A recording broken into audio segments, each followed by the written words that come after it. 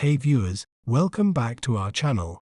Today, we're delving into a captivating term that holds significance in the world of the automotive industry. A Japanese automotive brand known for its compact cars, motorcycles, and all-terrain vehicles. Let's break down this word to better understand its pronunciation. We may pronounce it as Suzuki, Suzuki, Su, Shu, Ki, Suzuki. An interesting fact about Suzuki is its strong presence in both the automotive and motorcycle markets. The Suzuki Jimny, a compact SUV, is renowned for its off-road capability and rugged design. Isn't it fascinating how breaking down a word can make it clearer?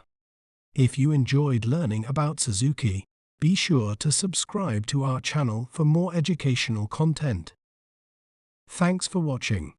Remember, knowledge is power. See you next time.